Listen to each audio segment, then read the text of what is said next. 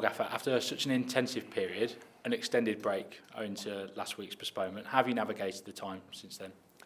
Yeah, a lot of work on the training field. We were disappointed that the game was called off at the weekend. We all wanted the game. Obviously we're on the back of 3 defeats in a very short period of time. So, that's been lingering on now, and the boys are very determined to try and put that right. For the game to be called off was frustrating, but the attitudes for the last week and a half have been fantastic, and they've worked their socks off on the training field.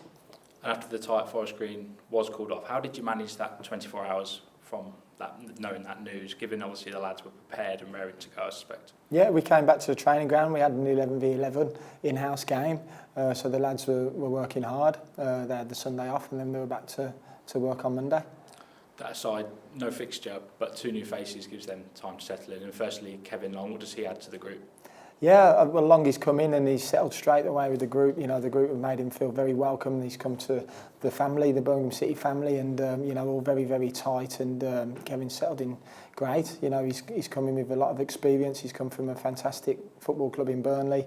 They do things right there. So we did all our checks on him as a character and the way he trains, all that kind of stuff. So coming from a really good environment there, he's settled straight in, and we're expecting good things from him. Rida Kadra's arrival on loan was confirmed a couple of days ago. Someone we faced back in October. Brings a different attacking option? Yeah, it certainly does. Obviously, I think Scotty Hogan's the only real striker that we've got who can actually run in behind or take the ball up the pitch. So it's important that we've added that quality to the group.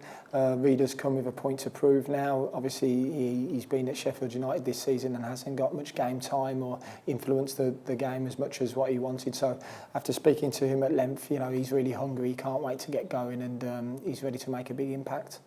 And with those players embedded, attention quickly turns to Bristol City on Saturday, a team we beat in the reverse fixture, but 3 months on, can much be taken from that?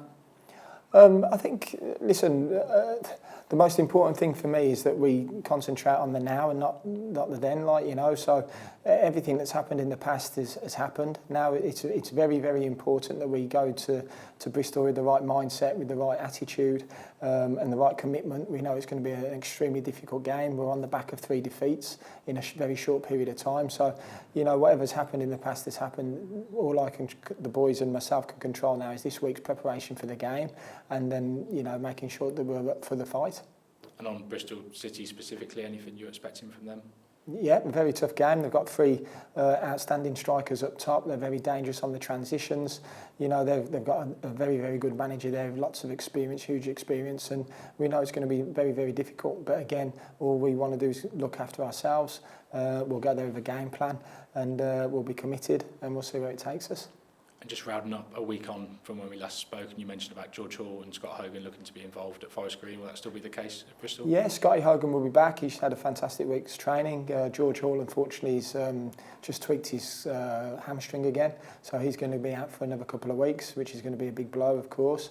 But it's all part and parcel of being a footballer, and it's being a 17-year-old. He has to experience these lows, and his attitude has to keep very positive, and he'll come through it, no problems at all. And lastly, Gary Gardner, Nico Gordon and Dion Sanderson, what's the latest with them? Yeah, Nico's been training this week, which is good. Gaz joined in today. Dion's touch and go for the weekend, so we'll have to wait and see on that. But no, it's good to get a couple of bodies back into the group. Definitely. Thanks for your time. Thank you.